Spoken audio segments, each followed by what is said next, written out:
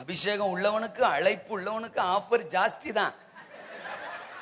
அதுல இவன் எப்படி இருந்தானா, அந்த 6ஆம் வசனம் சொல்லுது கடைசி பகுதி, யோசேப்பு அழகான ரூபமும் சௌந்தரிய முகமும்.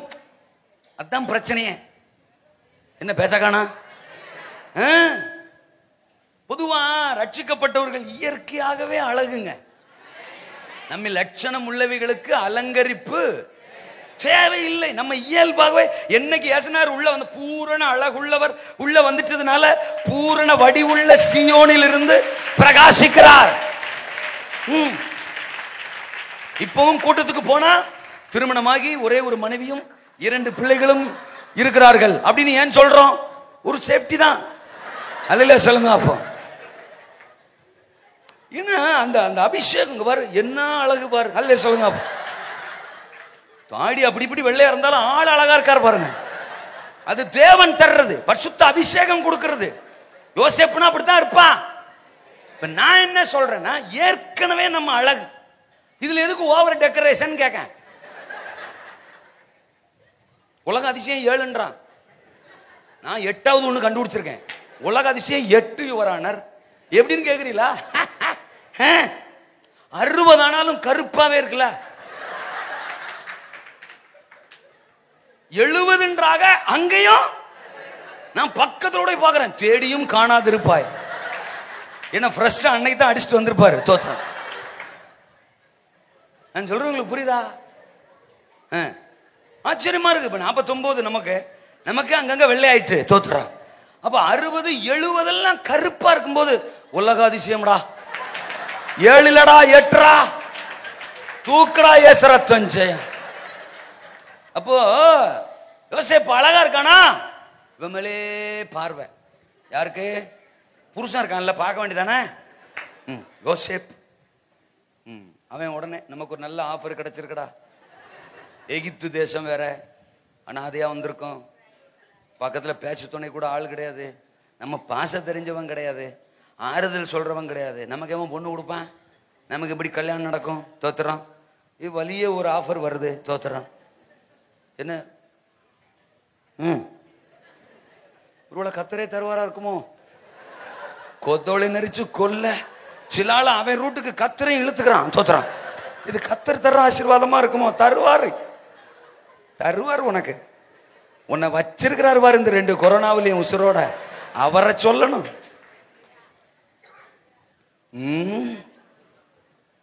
ஒரு காலத்துல 20களுக்கு தான் பரிசுத்தத்தை பத்தி பேசணும்.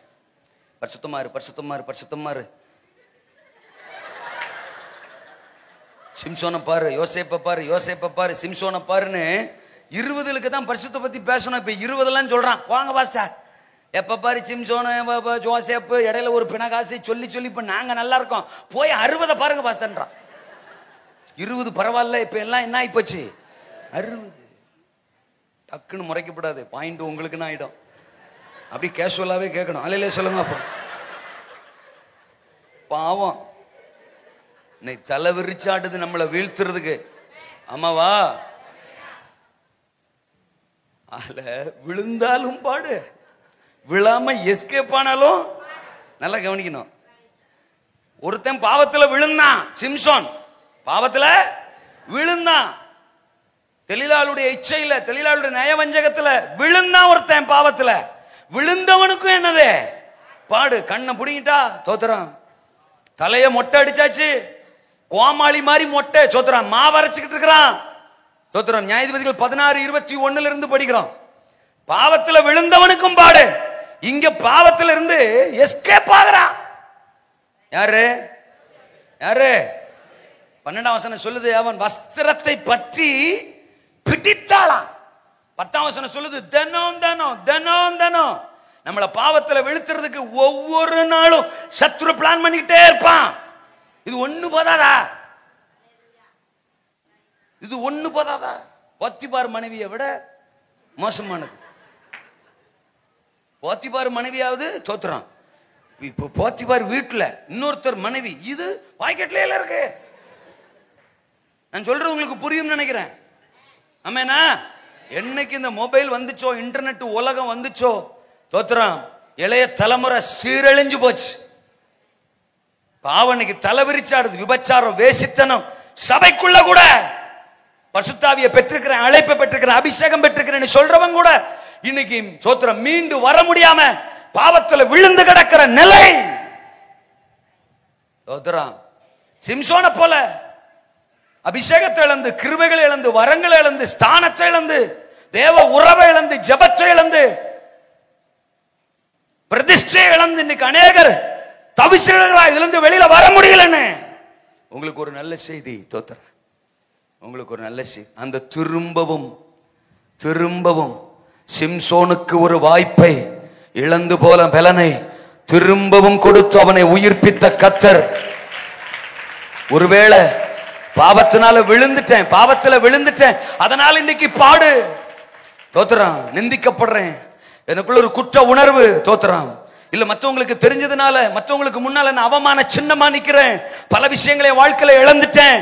பரிசுத்தத்தை இழந்துட்டேன், கிருபைகளை இழந்துட்டேன், ஜபாவி இழந்துட்டேன், உண்மையை இழந்துட்டேன், குடும்பத்துல நம்பிக்கை இழந்துட்டேன், பல விஷயங்களை இழந்துட்டேன். சிம்சோனை போல என் நிலை பாடுகள். பாவத்துல விழுந்ததினால் என் வாழ்க்கையில பாடுகள் என்று சொல்லுகிறீர்களா? உனக்கு குறித்திருக்கிறதை நிறைவேற்றுகிற கர்த்தர் அந்த பாவத்திலேயே உன்னை விட்டு விட்டு போகிறவர் அல்ல. இன்றைக்கும் திரும்பவும் அந்த பாவத்தின் அடிமைத்தனத்தில் இருந்து உங்களை விடுதலை ஆக்கி, நீங்கள் இழந்த கிருபைகளை, இழந்த அபிஷேகத்தை, இழந்த ஸ்தானத்தை, இழந்த வரங்களை, இழந்த வல்லமையை திரும்பவும் உங்களுக்கு கொடுக்க இறங்கி வந்திருக்கிறார். பாடுகள் தான், ஆனால் பாக்கியம் வந்தது. ஹலோ, ஒருவேளை யோசேப்பு நினைச்சிருப்பான், இன்னைக்கு தான் கர்த்தர் நமக்காக வேலை செஞ்சிருக்காரு. என்னைக்கு அந்த பார்வோனுக்கு சிறைச்சால இருந்து தூக்கிட்டு வராங்க 14 வசனத்துல. ஆமா, சிக்கு புக்குன்னு தூக்கிட்டு வந்து ஆளை குளிப்பாட்டி ட்ரெஸ்ஸை மாத்தி. அன்னைக்கு கூட நினைச்சிருப்பான், என்னத்துக்கு தூக்கிட்டு போறாங்கன்னு தெரியலையே. ஏன்னா அரண்டவனுக்கு இருண்டதெல்லாம் பேய். அவனுக்கு அடுத்தடுத்து அடி விழுந்துகிட்டே இருந்துச்சு. அன்னைக்கு வந்து சேவகர்லாம் இங்க வா, ஒன்ன அங்க ராஜா தூக்கிட்டு வர சொல்லுகிறாய், வேற என்னடா பாவம் பண்ண நானு, இதுக்கு மேல எனக்கு என்னடா தண்டனை கொடுக்க போறீங்க? ஒரே தண்டனை, மரண தண்டனை தாண்டா. இன்னைக்கு எவனோ என்னமோ போட்டு விட்டான் போல தெரியுது, சாவு தாண்டா நினைச்சு போயிருப்பான். ஆனா பார்த்தா குளிப்பாட்டுறாங்க. அடாடா சோத்திரம், ஐயோ ட்ரெஸ், புது ட்ரெஸ், சிக்கு புக்கு சோத்திரம் கொண்டு வந்து பார்வனுக்கு முன்னாடி கதை வேற மாதிரி ஆயிடுச்சு. அவனுக்கு தானே ஆச்சு, நம்ம என்னத்துக்கு ஆமேன்னு சொல்லணும்.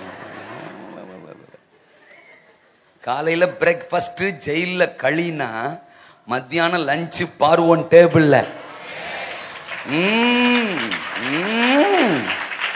அப்ப நினைச்சிருப்பான், இன்னைக்கு தான் கர்த்தர் நமக்காக வேலை செஞ்சிருக்கிறார். அட டேஸ் யோசேப்பு இல்ல யோசேப்பு, உங்க அப்பா வீட்டுல இருந்து நீ கிளம்புனவாரு, உங்க அப்பாவை விட்டு நான் தான் உன்னை கிளப்புனேன். நான் தான் உன்னை, உன் அண்ணன்மாரு உன்னை பகைச்சாம்பாரு, நான் தான் கிளப்புனேன். நான் தான் அதுக்கும் காரணம். அல்லேலூயா சொல்லுங்க. அந்த நேரத்துல ரூபனுக்கு ஸ்தோத்திரம், அது கூட நான் தான். அல்லேலூயா சொல்லுங்க.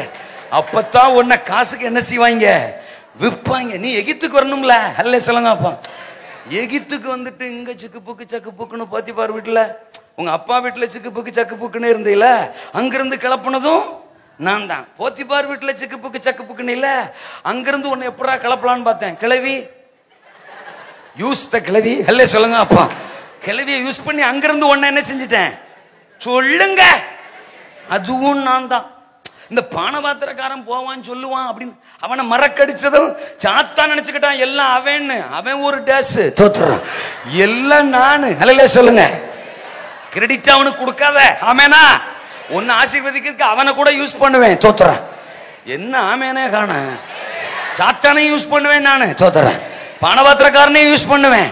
அவனுக்கு அன்னைக்கு நினைப்புல இருந்துச்சுன்னா, அவன் பானபாத்திரக்காரன் பார்வோன்ட்ட அப்படித்தான் ஒருத்தன் சொப்பனத்துக்கு அர்த்தம் சொன்னான் அப்படின்னு சொல்லியிருந்தா, தோத்திரம் அரண்மனையில உனக்கு ஏதாவது வாட்ச்மேன் வேலை போட்டு கொடுத்துருப்பாங்க. தோத்திரம் ஆமா.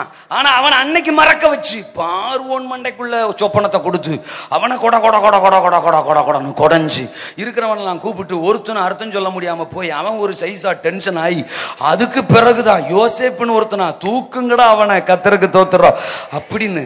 இன்னைக்கு மட்டும் இல்லப்பா தோத்துறான், பாடுகள் வழியா போனவாரு. அந்த பாடுகள் வழியா நீ பயணித்தாலும் ஒவ்வொரு நாளும் உன் பட்சத்தில் நின்று கிரியை செய்தவர் நான் தான். இன்றைக்கு இந்த பாக்கியம் உனக்கு உண்டாயிருக்கிறது. ஆமென். பாடுகளின் வழிதாகத்தான் உனக்கு இந்த பாக்கியம்.